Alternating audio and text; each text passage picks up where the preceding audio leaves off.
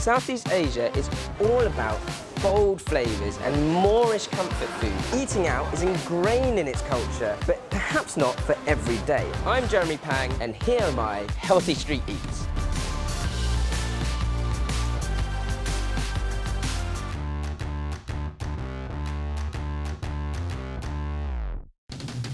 I'm here with Dr. Leslie Tay at Maxwell Food Centre, and he's going to take me around, show me all the cool stuff.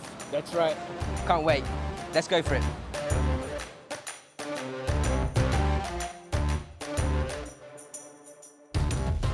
Hello. Hi. Hello. So this is a snack. Okay. So you've got a batter. Yeah, And then yeah. you've got the minced pork.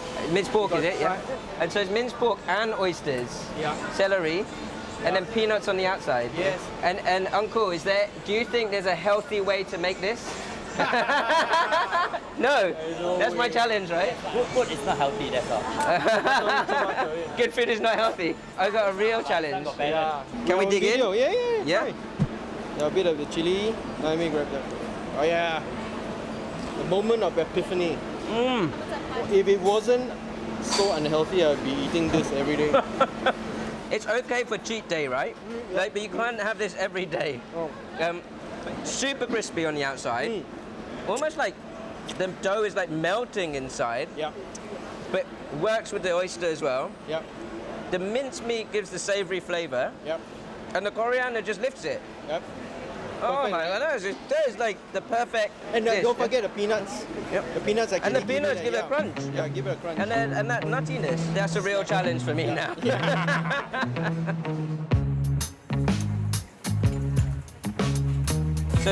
So he started with eggs and oil? Or, Eggs with oil. or yeah. oil or lard? Lard. Lard. Oil and lard. And then you told me this about the story. So Hokkien mee is like a Singapore noodle dish, really Yeah. classic Singapore. Yeah, invented around the 50s. Okay. Yeah, by coolies who just gathered around a wok Yeah. on the floor. Okay. They just build a fire on the ground. Yeah. And they put a wok on it and they start frying I love that sort of Yeah. cooking, like really rustic, Really just rustic. on fire, in the floor, on the floor. lots of lard. Yeah. Not good for you, but you can certainly do a healthier version. And then you put rice noodle as well. Yep, it's a mix of. So it's a mixture. Okay. I can see why it's tasty, but that's quite a meal. Okay, This is the real key. Lots and lots of garlic, lots of garlic. right? Just when you're finishing off. Yeah. Fish sauce, fish sauce, and lots of the. lots of prawn stock. Yep, you fried it so dry. Yeah. Now all the pores are open. Its stock goes in and Punch all the flavour into the yeah, noodles. it just absorbs. That is fantastic. So that punching of flavour into noodles, that's where you can definitely mimic that at home, but just Yeah. perhaps use a little less lard or just swap out the lard for oil. You can get a whiff of that. Oh yeah, it's a very distinct prawn stock smell. That's Hokkien mee. That's the Hokkien mee. I just learned something completely new about wok cooking that I've never seen before. I love it. It's slightly overcooked noodles, but in the best side of ways. What I really love about Singapore and the hawker centres is that the hawker chefs have this really calm and relaxed attitude to their cooking. Singapore food is an eclectic mix of Malay, Chinese, Indonesian, Indian, Singaporean food itself, all in one and combined together. Some of it healthy, some of it definitely not so. So it's my task or challenge to see what healthier versions I can cook at home. So we're back home and I've picked two dishes that I just thought were absolutely brilliant. So I've gone for the Hokkien mee, but actually the Hokkien mee I'm going to cook pretty much like for like, except I'm going to swap out the lard for oil. That's an easy one. Oyster pancake for dish number 2. The guys in Singapore had no confidence that I'd be able to make this dish healthy, but I've perfected it, I think. So let's check it out. So the Hokkien mee for me is all about the prawn stock. I've made this with a base of ginger, garlic, spring onion. Just fried it off with some onion as well. And then all we do is fry off your prawn heads and shells, top it with water, boil it, bring it to a simmer for about 20 minutes. That's it. Simple as that. So my noodles, I've got two types of noodles, just like in the hawker centre. We've got your egg noodles and your rice vermicelli. both of them been soaked in hot water for about 3 to 5 minutes, depending on the thickness. And then most importantly, I've dried them again on a clean tea towel. The drier the better, so when I'm frying it, it doesn't all sort of stick together. Next up, your vegetables. So I've got some Chinese chive, my gao chai here, in lengths. It's very simple preparation.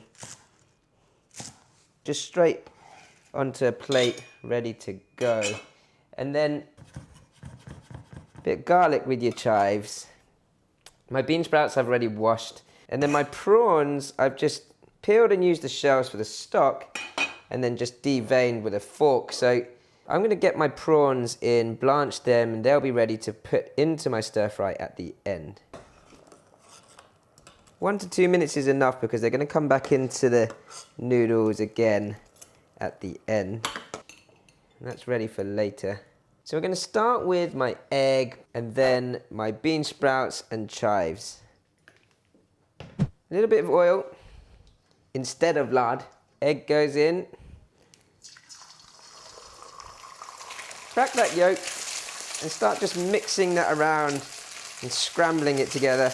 You have a nice ripple of egg white and egg yolk. Bean sprouts, along with the chives, can go straight in. I'm on a medium to high heat here, which again is different to my everyday wok cooking, but I do think it's almost like a braised noodle dish, and that's what makes the Hokkien mee. Now, my wok is clearly not as big as Uncle's wok in the hawker center, so I'm going to remove my vegetables onto my service plate first, just to allow space for my noodles. Might need a little bit of oil to help those out.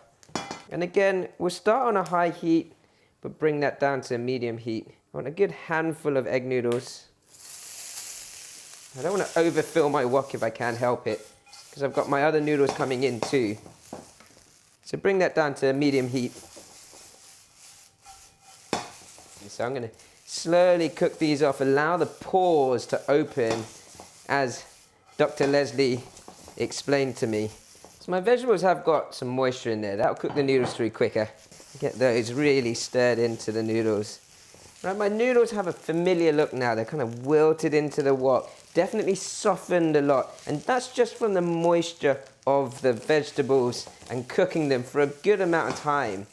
4 or 5 minutes of frying before I then add my vermicelli. My guess is that the vermicelli comes in at this point rather than at the same time is because it's much thinner. So vermicelli in.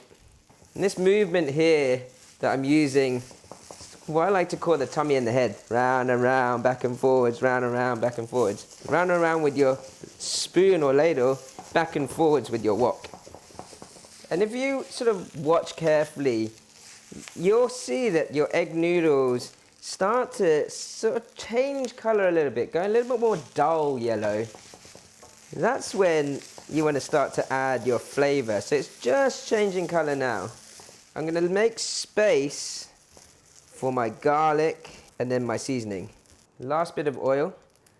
I've got garlic ready, some fish sauce, and then my prawn stock to go in quick succession. Garlic in, fry that through. Keep it moving though.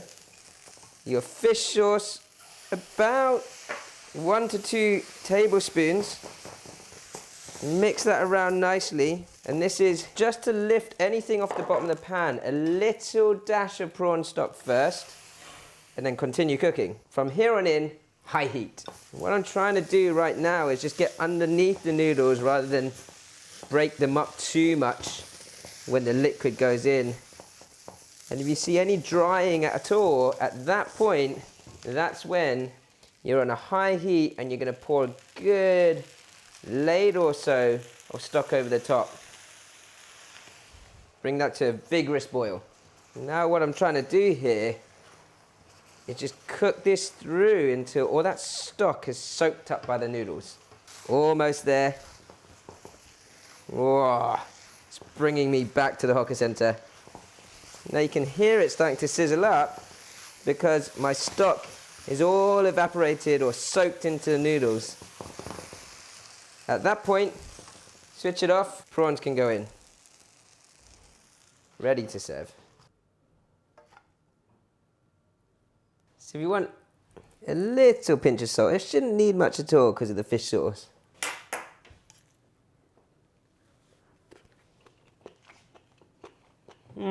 Absolutely delicious. The big thing about this is it's all about the savoury. Pack that flavour in from that fresh prawn stock and it will come out beautifully.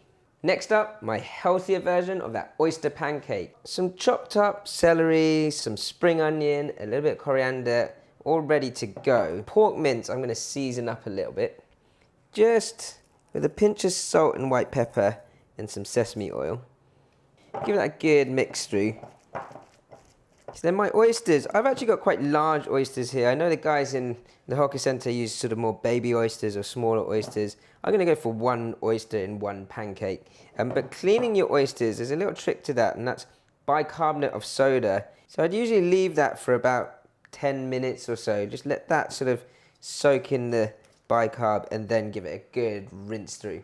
So once you've cleaned your oysters, I like to sort of dab them dry, just with a bit of kitchen towel. The drier the better, because then it doesn't sort of interact with the moisture of the pancake mix too much. Onto the pancake mix. So there are numerous different types of flour in this mix. I've got some rice flour as my main bulk of flour, some self-raising flour, and then some plain flour and some baking powder. The idea with this is when I bit into it, it's crispy on the outside, but it's kind of fluffy on the inside. So that baking powder is going to help with that. And then I'm putting some corn flour or cornstarch into this mix as well. That should hope to sort of crisp it up even more, because I'm not deep frying my oyster pancake, I'm pan frying it. Aside from that, we're going to season that with a bit of sea salt, white pepper. So I'm going to go for just enough water to make it to a sort of just thinner than porridge texture. So start relatively heavy on the water just so you can actually start to make a batter. It's still too thick, so just a little dash more. So I'd say for me, by eye, that's a good texture. The last thing I'm going to do is put about a teaspoon of oil into that, because I want that to crisp up from the inside out. So you want your pan to be a medium to high heat. And you want enough oil on the base, but not too much. Once that oil is nice and hot, I can fill that pan. Then I'm going to pour my first layer of my oyster pancake on.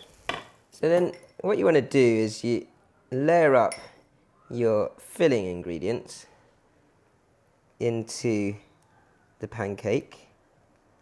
Make sure you get an oyster into there. It is an oyster pancake after all. And then a good bit of your spring onion and coriander, some celery, your peanuts. You pop into the center there. And then over the top with a bit more of your pancake mix. So when I turn that, that should hopefully keep everything inside. It's a little bit more rustic than how we had it in Singapore, but this definitely works a treat. So once it's gone halfway through, you're going to turn it. It should be nice and crispy on one side. And then just press into it gently.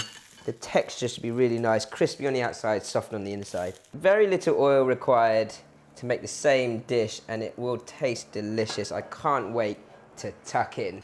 So my question is, have I managed to get that crisp outside with a soft inside? And you can see it's got that sort of gooey texture inside from the oyster.